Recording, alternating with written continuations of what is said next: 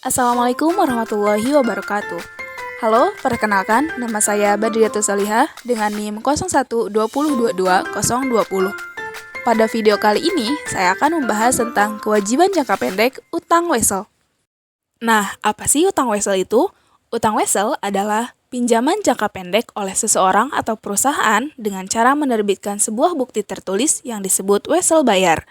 Nantinya, dokumen tersebut menjadi tanda pengakuan utang dan pernyataan sanggup bayar kepada pemberi dana. Instrumen jenis ini juga tidak menggunakan syarat maupun jaminan tertentu. Umumnya, masa pelunasan utang wesel adalah kurang dari 1 tahun, dan mekanismenya sama seperti utang pada umumnya. Namun, instrumen ini memiliki nilai perjanjian yang lebih kuat, mengikat kedua pihak, serta dapat dijual kepada pihak lain. Selanjutnya yaitu karakteristik utang wesel. Utang wesel adalah salah satu instrumen keuangan dengan ciri-ciri khusus yang membedakannya dari pinjaman jenis lain. Karakteristiknya yaitu, yang pertama, diterbitkan oleh debitur. Apabila biasanya mekanisme pinjaman uang selalu menggunakan perjanjian yang diprakarsai oleh pemberi dana, pada instrumen ini pihak yang aktif menyatakan bahwa ia telah meminjam uang dan bersedia mengembalikannya adalah si debitur.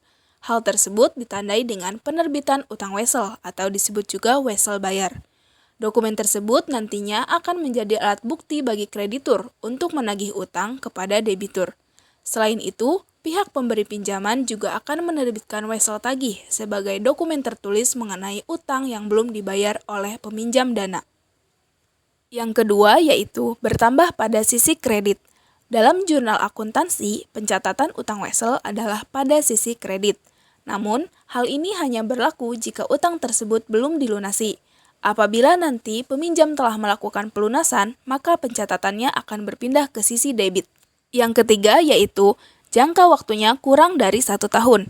Sebagaimana telah disebutkan bahwa utang wesel adalah instrumen pinjaman jangka pendek, jadi pelunasannya harus dilakukan kurang dari 1 tahun.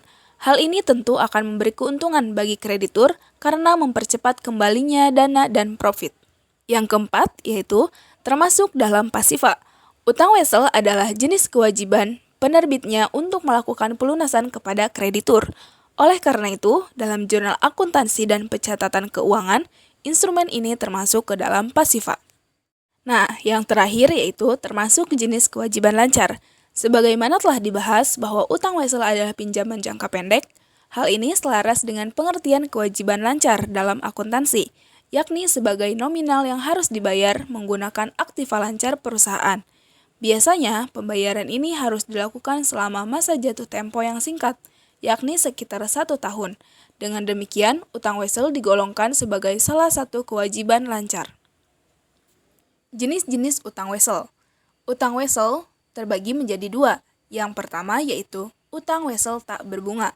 Utang wesel tak berbunga menggunakan sistem tiap pembayaran sebelum jatuh tempo akan mengurangi total utang yang harus dibayar. Selisih antara nominal seharusnya dengan total pembayaran sebelum jatuh tempo disebut diskonto atau diskon. Yang kedua yaitu utang wesel berbunga.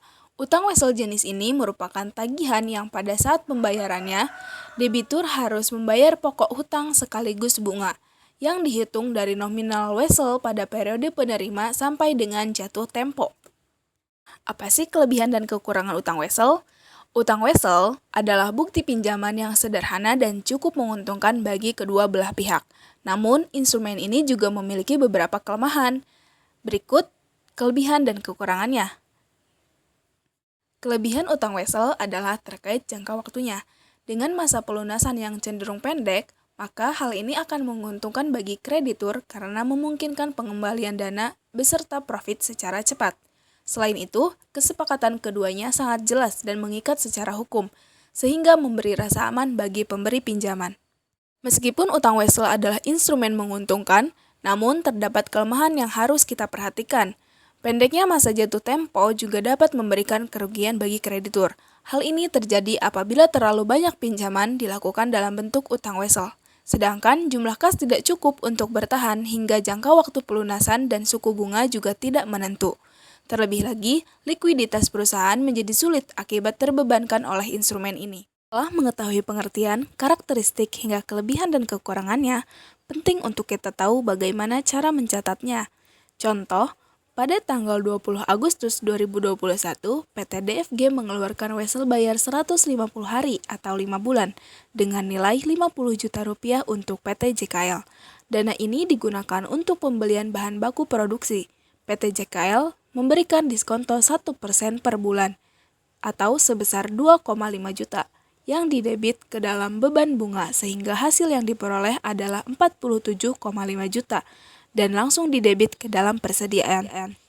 Dari ilustrasi tersebut, pencatatan utang wesel jangka panjangnya adalah sebagai berikut. Persediaan Rp47.500.000, beban bunga Rp2.500.000 pada wesel bayar Rp50 juta.